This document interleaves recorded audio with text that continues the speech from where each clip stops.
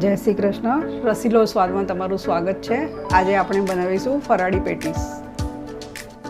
એક બાઉલ સાબુદાણા લીધા છે, એને આપણે પહેલાં પાણીથી વોશ કરી લઈશું અને પછી એમાં સાબુદાણા ડૂબે એટલું પાણી નાખીને એને પલાળવા દઈશું 3 થી 4 કલાક.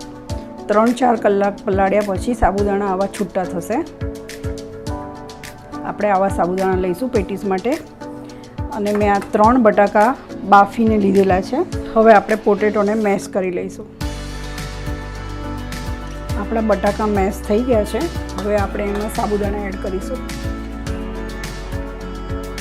પછી એમાં સિંગદાણાનો ભૂકો એડ કરીશું. પછી તલ એડ કરીશું.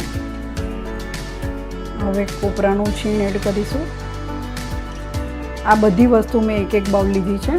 તમે તમારા ટેસ્ટ પ્રમાણે વધતી ઓછી કરી શકો. હવે ધાણા એડ કરીશું. સોલ્ટ એડ કરીશું.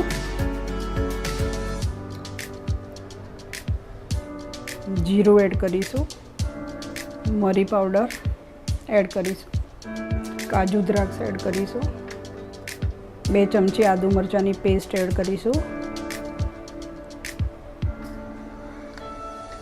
લીમડાના પાન 2-4 એડ કરીશું. હવે લીંબુનો રસ એડ કરીશું. હવે આમાં 2 ચમચી આરા લોટ એડ કરીશું અને આ બધું મિક્સ કરી લઈશું.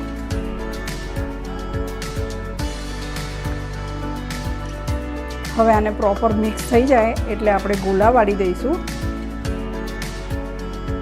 હવે આપણો આ મસાલો રેડી છે, એના આપણે ગોળા વાળી લઈએ.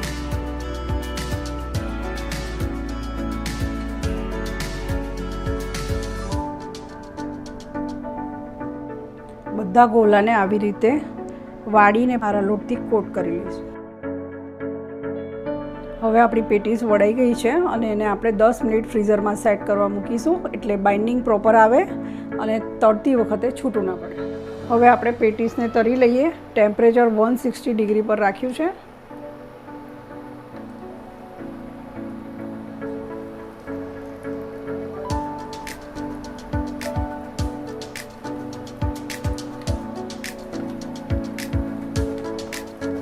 હવે આપણી પેટીસ તળાઈ ગઈ છે, એને આપણે કાઢી લઈશું.